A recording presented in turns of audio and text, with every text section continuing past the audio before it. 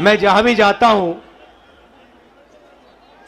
कहता हूं प्रेस के हमारे मित्रों, मगर मित्रों का काम नहीं करते ये लोग। हमारा छोड़ो, जनता के मित्रों का काम नहीं करते ये। क्योंकि अगर आपके मित्र होते तो आपको देश की सच्चाई दिखाते, बेरोजगारी के बारे में बताते,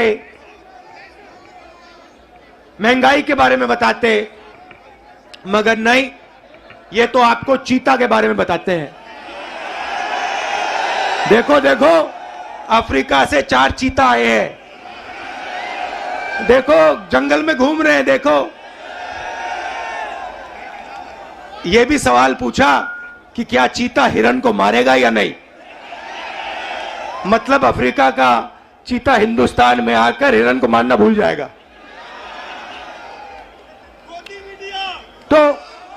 तो मित्र तो है नहीं। अच्छा, मीडिया बात नहीं उठाती जनता की, तो हमने सोचा पार्लियामेंट में भाषण करो। डिमोनेटाइजेशन, नोटबंदी के बारे में भाषण करने की कोशिश की, गलत जीएसटी के बारे में बोलने की कोशिश की। जो हम जमीन अधिग्रहण कानून लाए थे, जब नरेंद्र मोदी जी ने उसको रद्द करने की कोशिश की, हमने पार्लियामेंट हाउस में बोलने की कोशिश की, वहां पे माइक ऑफ कर देते हैं।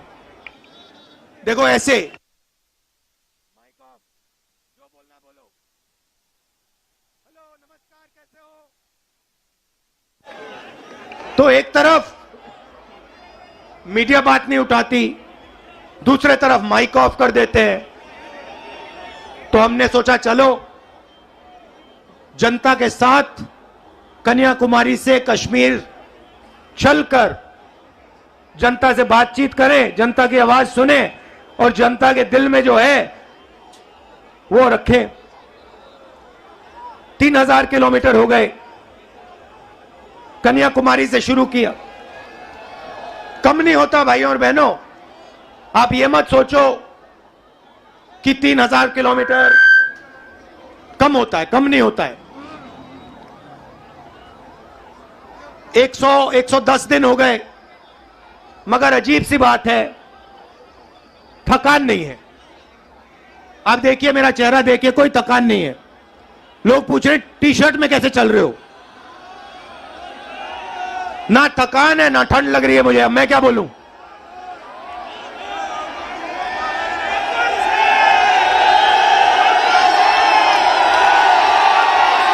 अच्छा, जो प्रेस वाले हैं, एक बात देखो मेरे साथ, एक बात देखो इनके बारे में। देखो एक बात, ठहर जाओ भैया, एक बात देखो प्रेस वालों की।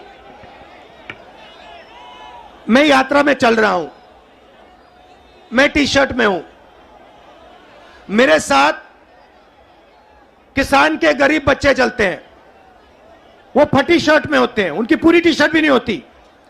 मगर इन मीडिया वालों में से एक भी ये नहीं कहता भैया हिंदुस्तान में किसान का बेटा बिना स्वेटर के क्यों घूम रहा है। ये सवाल नहीं पूछेंगे, ये कभी नहीं कहेंगे भैया ये मजदूर है, ये टी शर्ट में क्यों घूम रहा है, ये किसान है, ये स्वेटर बिना, जैकेट बिना क्यों घूम रहा है।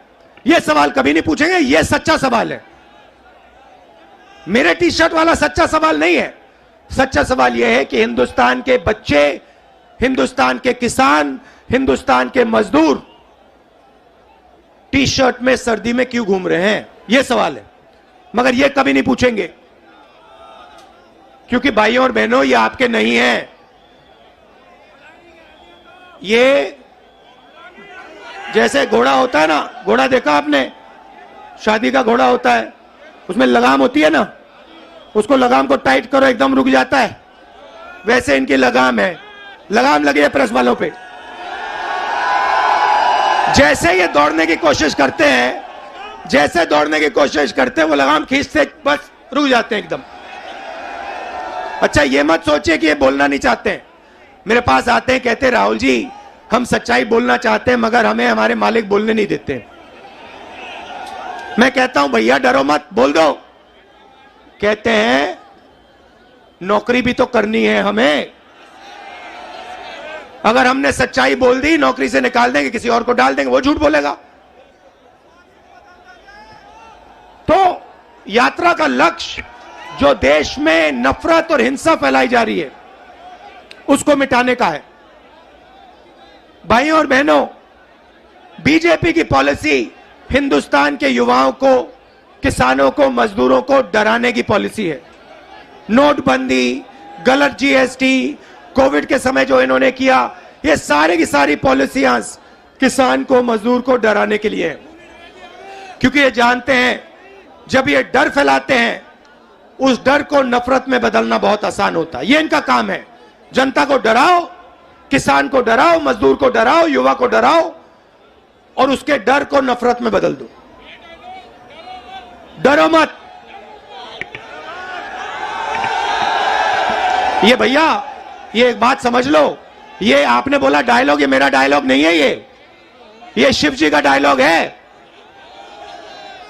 ये डायलॉग डरो मत, ये हमारा धर्म है। अब देखिए,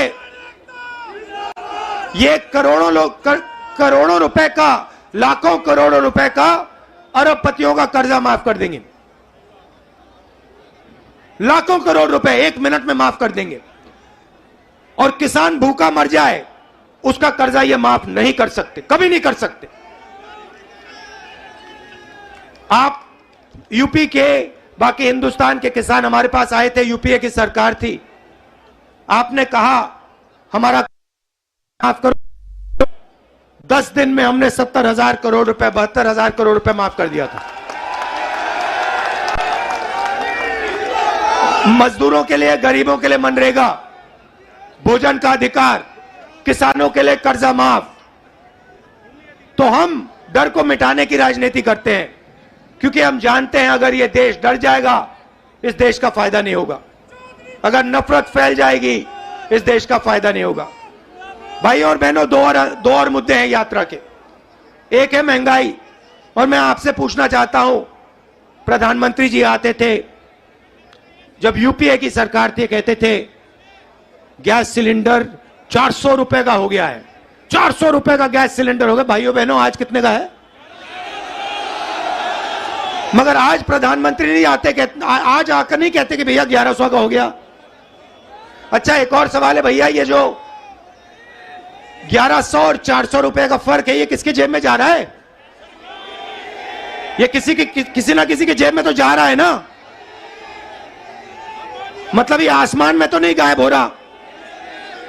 तो याद रखिए, ये नरेंद्र मोदी जी के जो खास मित्र हैं, 3-4 खास मित्र हैं, ये जो आपके गैस सिलेंडर का पैसा आपके जेब में से निकाला जा रहा है, उनकी जेब में जा रहा है। अच्छा भाइयों और बहनों, पेट्रोल का क्या दाम हुआ करता था यूपीए के समय? 60 रुपए। आज क्या है? 100। तो ये भी याद रखिए, ये जो 40 रुपये, 60 रुपया जो है, जो आपके जेब में से निकाला जा रहा है, ये भी उनके 2-3 मित्रों के जेब में जा रहा है। तो हमारा दूसरा मुद्दा महंगाई, और तीसरा मुद्दा, सबसे बड़ा मुद्दा, जो देश में नोटबंदी, गलत जीएसटी के कारण बेरोजगारी फैली है। आज 3,000 किलोमीटर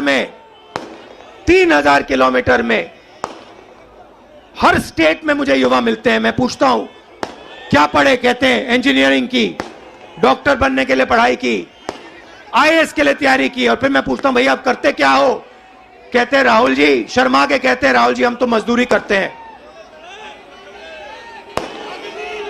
कोई कहते हैं भैया, कोई कहते हैं मजदूरी करते हैं, कोई कहते हैं भैया हम पकौड़े पका रहे हैं। इंजीनियरिंग की पढ़ाई की, आलू के पकौड़े बना रहे हैं। अच्छा, एक रास्ता था युवाओं के लिए अग्निवीर वाला,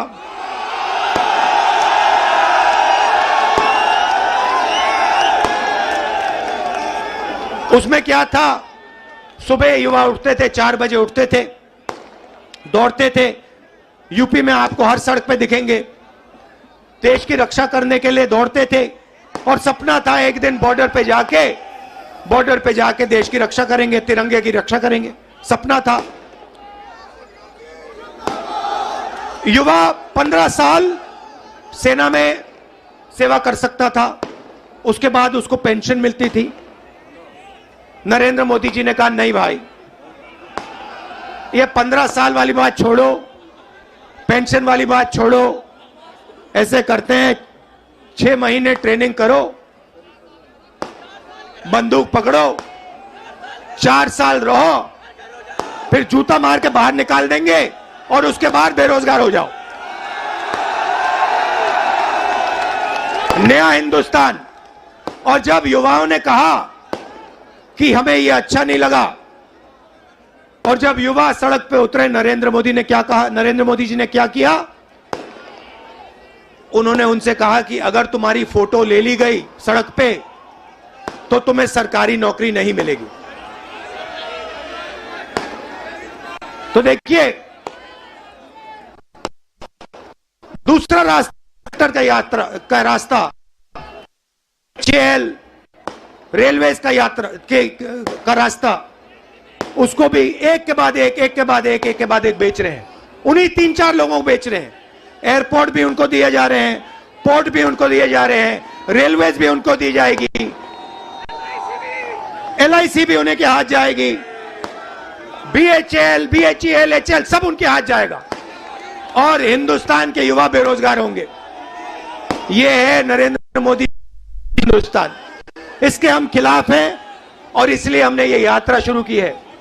और हम इसलिए नहीं थके हैं क्योंकि आपने अपनी पूरी शक्ति, अपना पूरा प्यार इस यात्रा को दिया है और लाखों लोग हमारे साथ खड़े हुए हैं, हर जात के लोग, हर धर्म के लोग। तो मैं आपको दिल से धन्यवाद करना चाहता हूं कि आपने इतना प्यार और इतनी शक्ति आपने हमें दी। इसके लिए मैं बहुत आभारी हूं, पूरी जिंदगी याद रखूंगा। बहुत बहुत धन्यवाद। नमस्कार। जय हिंद।